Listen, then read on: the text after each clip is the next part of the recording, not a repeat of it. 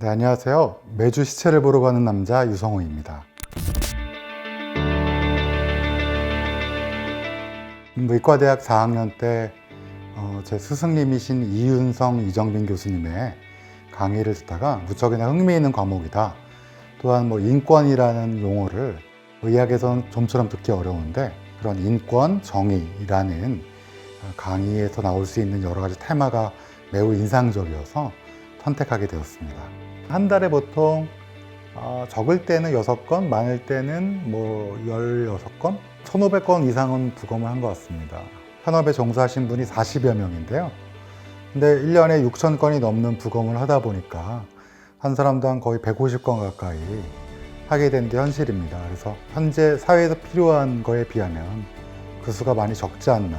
실제로 저희가 같은 버스에 타면 큰일 나면 어떡하냐라고 했을 때 웃을 수만은 없는 현실은 분명히 있었고요. 모든 사람을 다 해부할 수는 없고요. 우리나라에 1년에 28만 명이 사망하는데 다 부검을 하고 명확히 사망 원인을 밝히는 게 여러모로 중요하다고 생각하지만 현실적으로는 불가능한 면도 있고요. 그럴 때 이제 검안을 하는 의사의 역할도 굉장히 중요하기 때문에 몇몇 질병은 사실은 사망 후에 형태학적으로 또 저희가 검사를 통해서 알아낼 수 없는 질병도 있습니다. 부정맥 같은 경우는 모든 질병을 다 소구하고 남는 카테고리 안에서 저희가 임상적으로 판단하게 되는 거죠. 흔하게 발생하는 게 목욕탕에서 돌아가신 경우가 많아요. 사망 원인이 밝혀지지 않으면 보험에 분쟁이 됩니다. 익사가 만약에 증명이 되면 이거는 상해 사망 또는 재해 사망이라 부르는 카테고리에 속하게 됩니다. 근데 질병과 상해는 그 보험금의 차이가 매우 큽니다. 유가족 입장에서는 당연히 높은 보험금을 받기를 원하게 되는 거죠. 그런 측면에서 사망 원인을 정확히 밝히는 게 중요합니다. 이분이 사람이었다라는 거, 그리고 지금도 사람이라는 거, 나와 같은 인간이었다라는 마음을 가지게 되면 제 직업적 소명의식이 있기 때문에 따로 시시니까 무섭다거나 아니면 시시니까 피하고 싶다거나 그런 마음은 전혀 들지 않습니다. 윤진 기자님이라고 계시는데 그 기자님이 그거를 발굴을 했고 가해자들이 빵을 먹다가 뒤통수를 쳤는데 캑캑거리면서 질식사를 했다라고 했는데 사실은 부검을 통해서 보면 굉장히 잔인한 폭행이 숨겨질 뻔한 사건이었는데 기소를 다시 하게 되고 살인으로 판단을 하게 된 세종때 세종대왕께서 편찬하신 우원록의 말처럼 원한을 없게 하는 그게 바로 유족에게 드릴 수 있는 작은 위로가 될까요? 그리고 고인한테 제가 해드릴 수 있는 마지막 정의 실현, 인권 이런 게 아닐까 생각을 합니다. 처음에 부검한 거는 순천에 있는 병원에 있는 의사 선생님이었어요. 노숙자가 아니라 사실 유병원이었다는 거를 시간이 한참 지난 뒤 유전자 검사를 통해서 알게 된 거예요. 국민들이 유병원 씨가 죽었는지 안 죽었는지 의심하는 상황이었잖아요.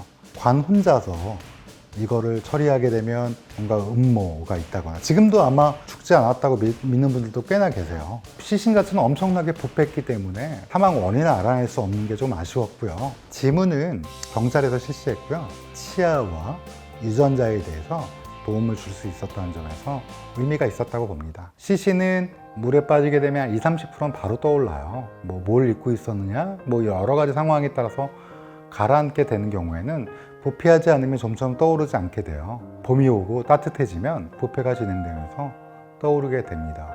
어느 날에는 4건이나 익사로 사망하신 분들 다 부패된 시신들 한 적도 있고요. 시신의 안쪽, 특히 장기를 보게 되면 이분이 어떻게 사셨구나 이런 걸 느낄 때가 있어요. 생활 형편이 어려운 지역에 계신 분들을 보다 보면 결핵으로 사망하는 경우도 있고요. 치료를 잘 받았다면 분명히 약도 있고 그런데 폐기종이 많거나 그러면 아이고 담배를 정말 많이 피셨구나. 임상 의사들은 초음파나 CT를 통해서 가는 거지만 저는 실물을 보기 때문에 여러 가지 생각을 하게 되는 거죠. 요즘 유서는 점점 짧아집니다. 본인의 죽음을 통해서 가족분들에게 미안하다는 감정을 말할 때가 제일 많고요. 어렸을 때 때려서 미안하다라는 그런 아이한테 남기는 살기 힘들어서 그랬다라는 얘기도 있고 단골 가게에 외상이 있는데 장례 치르면서 그거를 갚아달라고 말씀하시는 분도 있었고 여러 가지 형태의 유서를 보면서 많은 생각을 또 하게 됩니다.